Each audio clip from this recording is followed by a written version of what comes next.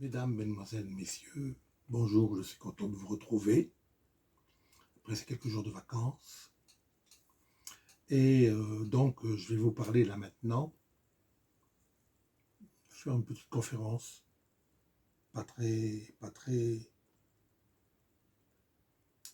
importante pour moi, mais je ne sais pas si elle sera importante pour vous, j'ose espérer. Mais bon, c'est une explication sur le Enoch 1. Ah, le fameux Enoch 1.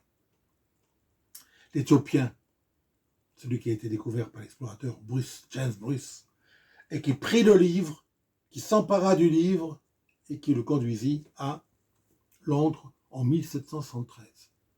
Alors il se compose de 5 parties et de 108 chapitres. Ces 5 parties, ces 108 chapitres n'ont cessé de tourmenter les esprits académiques depuis 1773.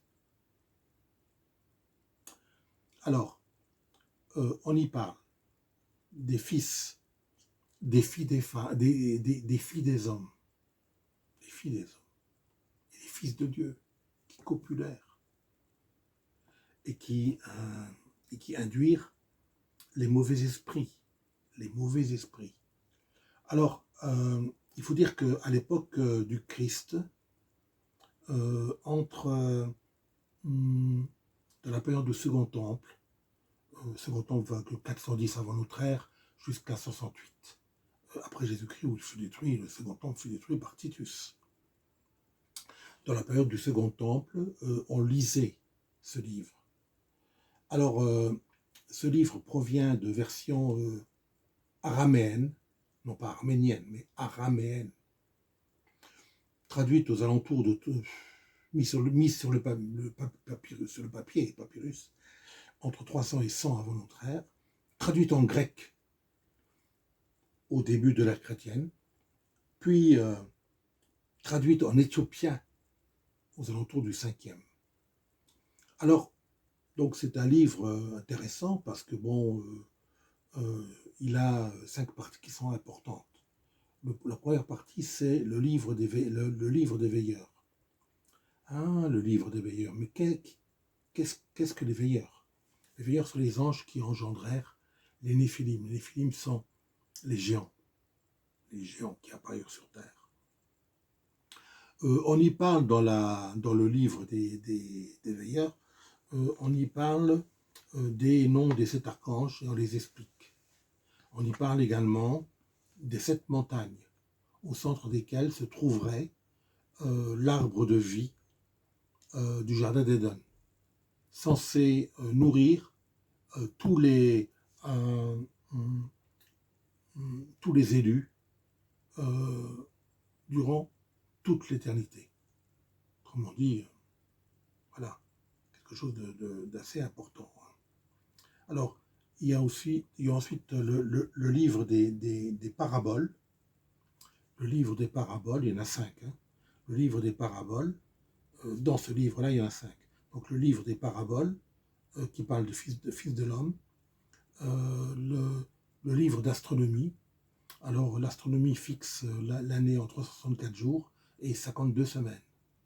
Le livre des rêves, qui nous parle de l'histoire d'Israël du 9e siècle, à l'époque des Maccabées.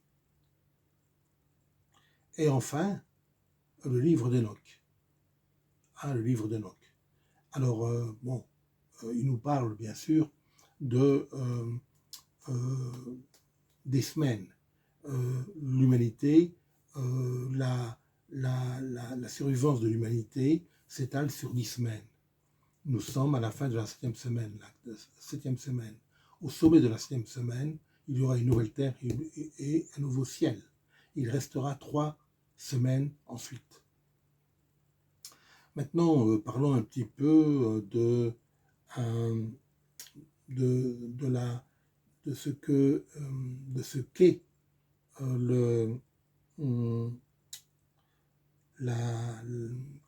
les Écritures. Ce que sont les Écritures.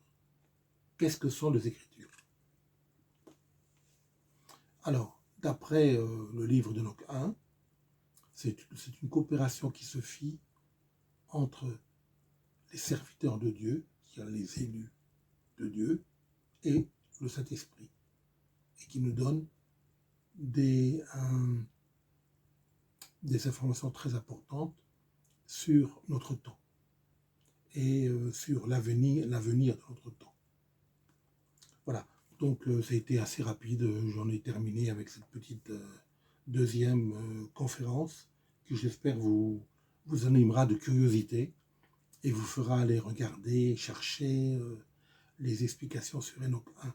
Ce sera intéressant pour vous. Merci de m'avoir écouté. À tout de suite.